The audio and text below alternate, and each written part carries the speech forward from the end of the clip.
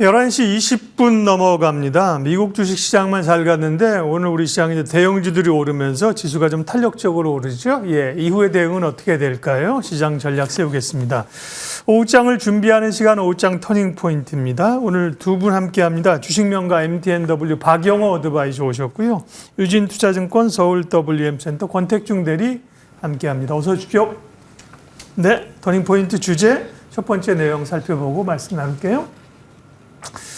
네, 이번 주에 코스피 2800선을 돌파할 수 있을까? 네, 일단 전고점을 향해서 갑니다. 2770까지 온 상황인데요. 네, 박영호 의원님, 돌파합니까? 일단은 돌파 가능성에 대해서 무게를 두고 있는데 네. 오늘 같은 시장이 상당히 지속이 된다면은 네. 좀 불안하지 않느냐라는 말씀 드리고 싶습니다. 불안하다고요? 좋은 게 아니라? 오늘 시장은 지금 한 1% 정도 네. 상승을 하고 있는데 네. 여러분들이 상승 종목수와 하락 종목수를 비교해 보면은 하락 종목수가 훨씬 더 많습니다. 이 얘기는 일부 지수 관련주들은 오르고 있지만 나머지 종목들은 하락하고 있다는 건데 이런 왜곡 현상이 벌어진다면은 시장은 이렇게 아주 빠르게 가지는 못하거든요. 그러니까 지수는 올라가되 시장의 대부분 종목이 약세를 보인다. 이거는 참 어려운 종목, 어려운 시장이다라고 봅니다. 일단은 지수 관련주가 주도하는 장세에다가 특별한 섹터가 지금 편중되어 있는 장세죠. 근데 이러한 장세를 끌고 가려면은 우리 시장에서는 사실 뭐 바이오가 간다고 해서 시장이 움직이는 게 아니라 우리가 중요한 섹터, 자동차와 그리고 반도체와 그리고 기타 이제 산업재 섹터 이쪽으로 2차 전지가 훨씬 더 크겠죠, 이젠. 이쪽이 좋아져야 되는데 지금 봐서는 뭐 자동차는 어제하고 오늘 조금 더 낮은 것 같지만은 반도체 쪽이나 2차 전지 쪽이 아직 좀 어려워서 전반적으로 시장이 어떤 활성화된 분위기로 지금 얘기하신 대로 2800선을 돌파하기에는 조금 부족하지 않느냐라고 보고요. 물론 오늘처럼 지수 관련주만 올라간다면은 이거는 2800선 일단은 가능하다라고 이제 하지만 시장의 질은 그렇게 좋지 않은 편이다. 이런 말씀 좀 드리고 싶습니다. 네, 코스피가 2800을 좀 시원하게 돌파할 수 있을까요? 박영호 위원님께 여쭤봤는데 시원하게 답변을 안 해주시니까 권택중 대리가 좀 시원하게 답변 좀 해주세요. 네, 저도 일단 돌파 가능성이 높다라고 보고 있는데요. 네. 지금 뭐 미국도 비슷한 것 같습니다. 나스닥 S&P가 신고가를 고점을 계속 갱신하는 와중에 코스피도 지금 강하게 6월 들어서 좋은 흐름 보여주고 있는데요. 일단은 뭐 미국도 러셀 2000으로 구성된 소형, 중소형주 지수는 그닥 재미가 없습니다. 우리나라도 지금 계속 코스피 지수 얘기는 하지만 코스닥 지수 아무도 얘기 안 하고 있거든요. 지금 이제 국내에도 삼성전자나 하이닉스를 필두로 한 대형주 중심의 기관 자금 유입만 강하게 좀 일어나고 있다라고 봐야 될 것 같고요. 시장 분위기 자체가 이미 이렇게 편승이 돼 있기 때문에 지금은 중소형주보다는 코스피 위주의 대형주 위주의 포트폴리오가 확실히 시장을 좀 따라가거나 이상의 아웃퍼폼을 좀 할 수 있다 이렇게 봐야 될 것 같습니다. 지금 보면은 뭐 미국 경기 좋고요. 국내 증시도 6월 중부터 이제 반도체 중심으로 강하게 증시가 가고 있는데 일단 유럽은 조금 흔들리는 것 같아요. 이제 최근에 의회에서 구급화 쪽으로 대거 당선이 되면서 정치적으로 조금 이제 흔들림이 있다. 그러면서 동시에 유로화도 약세가 되고 있고요. 그러면은 더불어서 달러가 강세가 된다는 거죠. 우리나라 증시에 있어서 지금 하나 봐야 될 부분은 유일하게 좀 달러가 좀 강세가 되고 있다는 부분, 이 부분만 좀 체크를 해봐야 될 것 같고 반대로 달러 강세가 되니까 수출 관련된 종목들도 또 강하게 갈 수가 있겠죠. 이런 부분들을 하나씩 체크를 해보시면 좋을 것 같습니다. 네. 그러게요. 뭐 2800 찍은다고 한들 2802를 찍고 나서 밀리면 사실 뭐 별 의미 없는 거잖아요. 이게 방향성이나 이제 추세가 중요한 거고요. 우리가 그만큼 이제 대형주 혹은 이제 상승 확산하면서 2800, 2850 이렇게 갈 수 있냐가 중요한 거지. 꼭 2800을 찍느냐 아니냐는 덜 중요합니다. 지수 때는요. 시장 전략부터 봤고요. 네. 오후장 터닝 포인트 섹터 종목 이야기 하겠습니다. 다음은요. 네. 현대차 뭐 어제부터 해서 현대차 얘기하죠. 인도의 기업 공개 성공하면 시총이 10조 원이 늘어날 수 있다. 네. 자동차도 강하고 부품주도 강하고 함께 강한 흐름들입니다. 박영호 의원님께서는 자동차 좋죠? 추가적인 상승 여력이 있는지. 그러면 완성차를 사는 게 좋은지 부품주 쪽이 더 좋을지요? 저는 자동차에 대해서는 아직도 긍정적인 입장에는 변함이 없습니다. 지금 자동차 업종이 전기차에 너무나 많이 매몰돼 있다가 그다음에 전기차가 판매가 줄으면서 일부 자동차 관련주들에 대한 그 의심이 들면서 실적에 대한 의심이 들면서 약세를 보였지만 여러분들이 그 재무제표를 한번 살펴보신다면은 대부분의 우리가 알고 있는 자동차 관련주 뭐 현대차도 마찬가지입니다. 현대차도 지금 PER이 10이 안 되고 있는 입장이고 이런 상황이고 부품주들은 또 역시 마찬가지거든요. 그래서 자동차는 언젠가 한 번은 시장에서 이슈를 받아야 되는데 이슈를 받지 못한 거는 모든 투자자분들이 야 전기차가 판매가 덜 되니까 자동차 시장 죽을 거야 라는 의구심 때문에 그런 것 같다는 생각이 들거든요. 근데 한 가지 확실해진 건 있습니다. 전기차가 덜 팔리는 대신에 하이브리드가 팔렸고요. 하이브리드가 팔리는 그 동안에 일반 하이브리드는 엔진 관련이기 때문에 이러한 자동차 부품주들도 같이 다 판매가 다 됐다는 겁니다. 그래서 전기차만 있는 게 아니라 하이브리드, 내연기관차가 다 있다는 점이고 이것들을 보면은 앞으로는 전기차가 좀 덜 팔린다고 하더라도 하이브리드 쪽에 우리가 관심이 늘어나고 자동차 판매 대수가 유지가 된다면은 기존 자동차 부품주들이나 자동차 회사들 나쁘지 않을 거다라고 보고 있습니다. 여기에다가 인도 저는 이제 중국을 대체하는 우리 시장의 성장 가도를 만들어줄 수 있는 국가가 인도가 아니냐라고 생각을 하는데 인도가 중국처럼 제조 시설이 그렇게 많지가 않습니다. 중국은 뭐 제조 시설이 워낙 많아서 전 세계 공장이다라고 우리가 칭하고 있지 않습니까? 근데 그러한 것들이 적으니까 우리한테 부품을 사가거나 원료를 사가거나 이러한 큰 시장이 만들어질 확률이 굉장히 높다는 점에서 앞으로 우리나라의 최대 교역국이 인도가 될 확률이 높다. 그렇다면 인도에 있는 업체들은 우리가 신경을 써야 된다. 이렇게 결론을 내리도록 하겠습니다. 네, 좋게 보시는데 완성차 중심으로 편안하게 가요? 저는 완성차보다는 네. 일단은 부품주 쪽을 보는데 부품주는 아직은 좀 그렇고요. 네. 저는 탑픽을 꽂으라면 저는 현대차입니다. 예.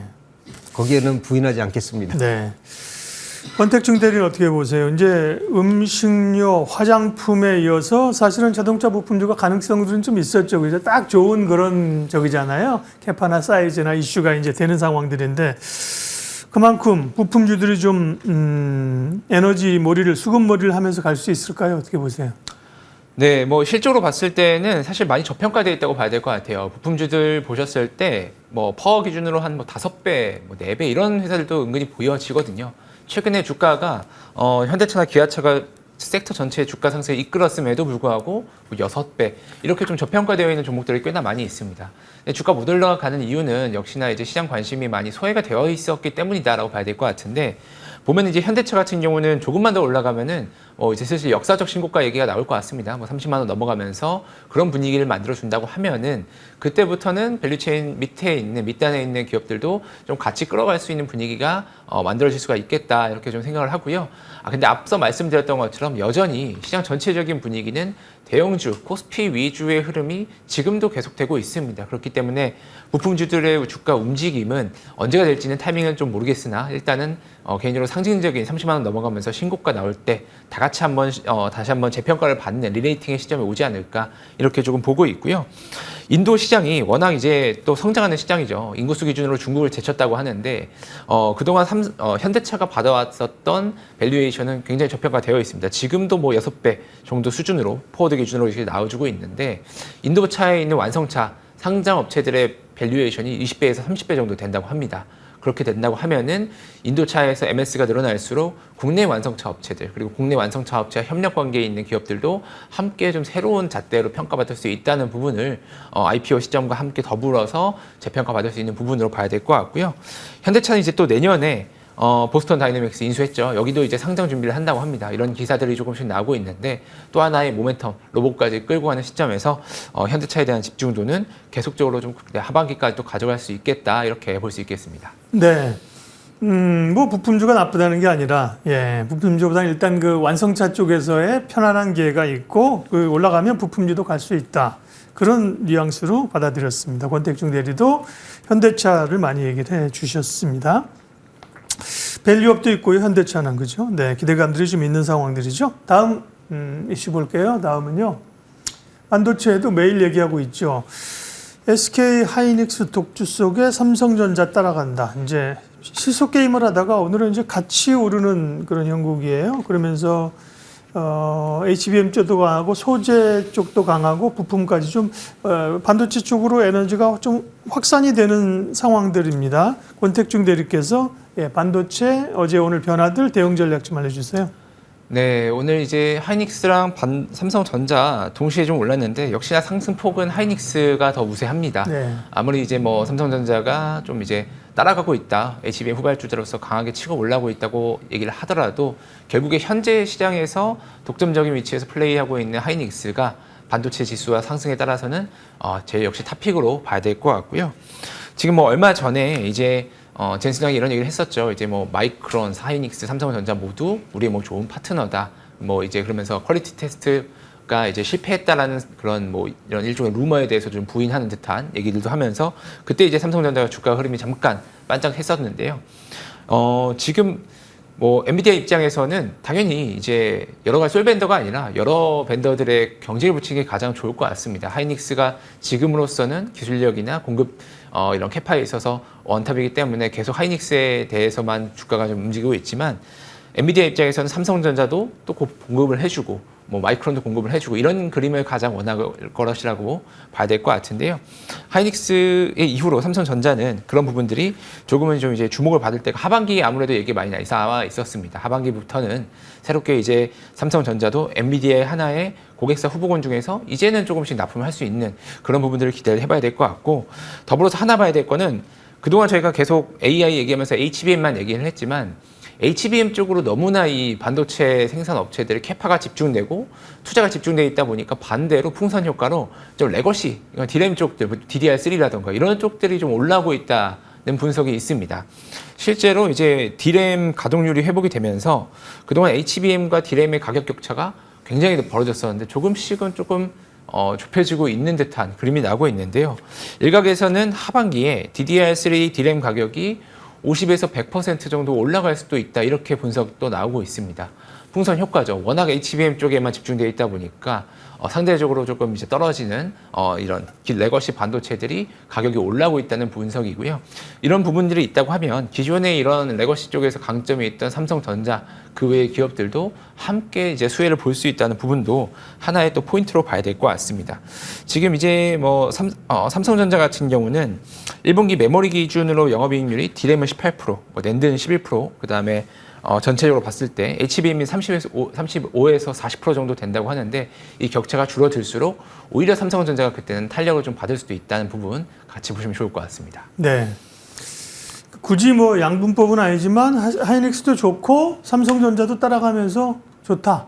소부장도 괜찮다. 다 좋은 거죠. 네, 다 좋지만 일단은 이제 레거시 SK, 반도체에 대한 관심도 네. 한 번쯤은 슬슬 또 한번 가져볼 필요가 있는 것 같습니다. 그동안 SK 하이닉스 제가 말씀하셨잖아요, 그죠? 네, 맞습니다. 네. SK 하이닉스 중심에서 전통 반도체 쪽으로도 관심을 둘 때이다. 반도체 얘기했습니다. 다음 주제 보여주겠어요? 다음은요. 네. APCN 2024가 최근에 열렸습니다. K바이오 옥석 가리기 전략인데, 네. 박용호 위원님, 뭐 바이오 관련된 행사인 것 같은데 APCN은 무엇입니까? 아시아 태평양 국제 신장 학술 대회거든요. 네.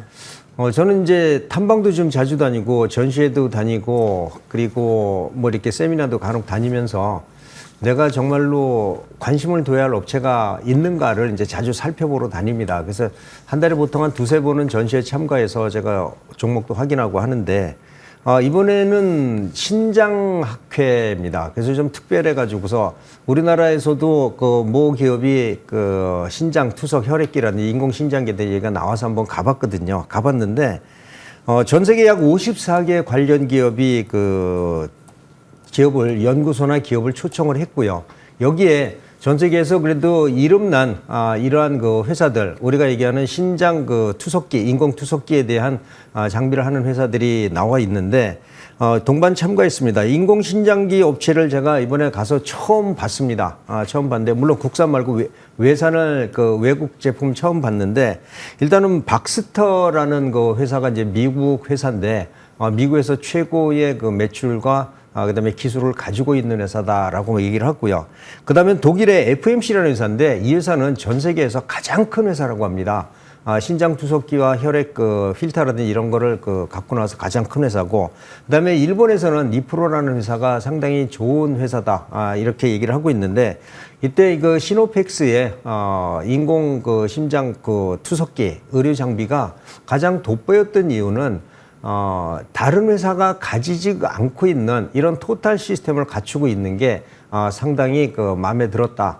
그리고 이게 다른 회사하고 경쟁할 수 있는 거다라는 생각이 들어서 이런 회사들은 우리가 앞으로 지속적으로 한번 봐줘야 되겠다라는 생각이 좀 들어서 제가 이제 이따가 종목도 추가 설명도 드리겠지만은 신장학회가 와서 우리가 혈액 투석을 하는데 이 국내 시장은 100% 외국산 장비, 외국산 필터를 사용하고 있습니다. 현재까지는 이렇게 움직이고 있는데 그거를 대체하는 국산 대체 업체들이 이번에 나와서 이렇게 토탈 솔루션을 가지고 온 걸 보고서는 야, 우리나라도 이제는 의료 장비 쪽에도 충분히 진입이 가능하겠다, 이런 노력을 하는 회사가 있다는 점에서 좀 마음에 좀 느낌을 받았다, 울림을 받았다. 그래서 앞으로도 이러한 세미나나 이런 것들이 있으면 자주 찾아뵈면서 이러한 정보들을 우리 시청자 여러분들한테 좀 공유하는 시간을 자주 가져야 되겠다라는 생각을 했습니다. 네. 아시아 태평양 신장학회 다녀오셔서 얘기를 했고요. 바이오 전체적인 시각은 어떠신지 한 1분만 마무리하겠습니다. 바이오가 이제 알테온을 중심으로 해서 워낙 잘 가다가 또 조금 하락이라기보다 조금 쉬는 구간인데 바이오 전체적인 대응 전략은요? 바이오는 얼마 전에 HLB 때문에 좀 고생을 하고 있거든요. 네. 만약에 HLB가 그런 문제가 없었다면 바이오들 지금 6월달 지나서 9월달에는 다시 한번 상승 기회가 있었는데 지금은 특정 종목만 지금 올라가고 있고 나머지들은 좀 침체되고 있는 게 좀 마음에 안 든다라고 하지만 HBLB도 이런 얘기를 했습니다. 근본적인 문제가 있는 게 아니라 보안이다. 그래서 이 보안 얘기가 나오면은 다시 한번 반등을 기대해봐도 좋겠다, 이런 생각하고 있습니다. 네, 바이오 이슈들 점검했고요. 전략 세웠습니다. 마지막으로 공략주 보겠습니다. 오늘 오후장 또 내일을 대비하면서 볼 기업인데요. 박영호 위원님은 앞서 이제 신장학회 얘기하시면서 시노펙스를 지난 5월 7일 날 말씀하셨는데 그 당시의 가격이 주가 한번 보여주세요. 9,500원 수준이지 않았나 싶어요. 물론 이제 최고가 기준은 51%인데 그건 윗꼬리를 하루 길게 단 날이 있기 때문에 최고가 50% 우리가 수익 냈다 그러니까 그게 솔직히 좀 어렵고, 그죠? 윗꼬리가 있어요. 그러니까 그 레벨에서 조금씩 이제 관심을 모으면서 올라가는 상황이거든요. 근데 오늘 리뷰해 주시고 오늘 관심주는 어떤 겁니까? 네. 저는 오늘 시노펙스에서 다시 한번 말씀드리고 싶은 게 이전의 시노펙스는 제가 가지고 있는 데이터베이스라든지 그다음에 탐방이라든지 이러한 데이터를 가지고서 자료를 가지고 했는데 이번에 학술대회에 참석을 하면서 이 회사는 국내뿐만이 아니라 해외로도 충분히 가능한 이렇게 성과 판매가 가능한 회사다라는 걸 이번에 느꼈거든요. 거기에 오신 외국 사람들이 시노펙스가 발표를 할 때는 모두가 관심을 가지고 기계에 굉장히 많은 관심을 가졌는데 다른 장비 회사들은 사실 투석기만 갖고 나왔다든지 아니면 필터만 있는데 이 회사는 토탈 솔루션을 다 가지고 있습니다. 그게 굉장히 놀라웠거든요. 일단 인공신장용 의료 장비는 2020년도부터 시작을 해서 벌써 수년간 계획을 해서 만들어 놓고 있고요. 그 다음에 인공시장용 필터는 식약처 인증이 마무리가 됐습니다. 마무리가 돼서 지금이라도 당장 지금 매출이 지금 일어날 수 있는 입장이다. 거기다 또 하나 하고 있는 건 국내 5개 대형 대학병원에서 인공신장 기하고 그다음에 이렇게 임상 실험을 하고 있는데 이게 아마 올해 연말 정도에 임상 실험이 마무리가 되는데 지금 예후가 굉장히 좋다라고 합니다. 그러니까 기존의 장비를 사용했을 때보다도 훨씬 뛰어난 장비를 가지고 있다라는 것과 그다음에 미국의 FDA하고 유럽의 CE 인증을 추진을 하고 있고요. 우리 식약처 인증만 가지고서도 되는 동남아 시장을 올 하반기부터도 공략을 할 거라고 합니다. 여기에다가 혈액투석 시장 관련 규모 시장이 국내에만 한 2조 한 5천억 정도 되고요. 전 세계 시장으로 보면 한 120조 원 정도 시장 되는데 물론 이 회사가 앞으로 시장을 다 잠식하거나 아니면 공략하거나 이러지는 않겠지만은 지금 이 회사가 가지고 있는 토탈 솔루션 다른 회사는 없습니다. 이번에 제가 가서 봤는데 다른 회사들보다 또 특이한 점이 인공신장 신장기도 토탈 솔루션 시스템을 구축하고 있다는 건데 굉장히 중요하다라고 보고요. 자동화 필터 생산 시스템을 구축해서 가격도 경쟁력이 있을 것 같다라고 봅니다. 뭐 하반기에는 매출이 일어날 거다라고 보고 1차 목표가는 이전 고점 부근 충분히 돌파가 가능하다. 14,000원 정도 설정을 해드리고요. 그다음에 지지이탈가는 8,500원인데 저는 혹시 그 밑으로 내려온다면 회사의 네. 미래를 보고서 추가적으로 매수도 한번 해보겠다라는 생각을 가지고 있습니다. 지난주 수요일 날 주가가 큰 변동이 있었군요. 고가가 25%인데 저가는 13%, 하루에 36%가 흔들리는. 그때가 이제 신장하게 한다는 뉴스가 나오면서 네, 맞습니다. 세론이 좀 됐었던 거네요. 예, 예. 그래서 갔다 왔습니다. 그러니까 오히려 좀 이렇게 세론이 끝나고 나서 차분하게 보는 시점에서 시노펙스 관심주로 다시 보자고 말씀하셨고요. 미래 가치를 보면은 네. 상당히 우리가 탐낼 만한 종목이다라는 말씀을 드리고 싶어요. 알겠습니다. 권택중 대리 관심주는 어떤 겁니까? 네, 저는 대한전선을 준비를 해봤습니다. 대한전선 보시면은 최근에 뭐 주가가 좀 조정을 받았죠. 기간 조정을 좀 받고 있는데 그 구리 선물 보면 상장된 구리 선물 ETN들이 많이 있죠. 구리 가격이랑 차트가 거의 동일합니다. 그동안 주가가 올랐던 게 이제 전력기기 인프라 관련된 모멘텀도 있었고요. 구리 가격 상승에 따른 이제 반사 수혜 이런 부분들로 주가가 올랐었는데 구리 가격이 최근에 급락을 하면서 주가도 함께 조정을 받은 모습 볼 수가 있겠습니다. 다만 이제 단순 구리로만 움직인다고 볼 수는 없을 것 같아요. 얼마 전에도 이제 미국향으로 이제 수주 관련돼서 공시가 나왔었는데요. 지금 현재 올해 대한전선이 수주한 금액이 2022년에 최대로 미국 쪽으로 수출했을 때 그 당시에 연간 수출액이 수주액이 4천억 원이었거든요. 이미 해당 금액의 80%를 지금 상반기 중에 수주를 해놨습니다. 6월도 한 보름 남았죠. 추가적인 수주도 가능하다고 좀 열려있는 만큼 이런 매출, 수주 모멘텀이 굉장히 강하게 작동을 하고 있다는 부분이고 이번에 수주한 프로젝트를 보시면요. 약 450억 원 규모의 초과학 프로젝트인데 뉴욕주에 신규 건설하는 반도체 공장입니다. 결국에 이 전력기기 그리고 전선들 이런 모든 전력 인프라 관련된 것들이 지금 AI와 반도체 쪽을 필두로 해서 네. 크게 수요가 필요해지고 있는 상황이다라고 볼 수가 있겠고요. 향후에 지금 현재 매출 보면은 영업이익률이 썩 좋지 않습니다. 3.7% 정도밖에 안 나오는데 아무래도 이런 초고압 케이블 쪽으로 계속적으로 매출 포트폴리오를 다각화한다고 하면은 향후에 이런 영업이익률 또한 크게 개선될 것으로 기대가 네. 되고 있고요. 이런 기대감을 토대로 현재가 수준에서 목표가 한 2만 원 이상까지도 충분히 볼 수 있는 기업으로 대한전선 보시면 좋을 것 같습니다. 오후장 터닝포인트 박영호 어드바이저 유진투자증권 권택중 대리 함께했습니다. 수고하셨습니다.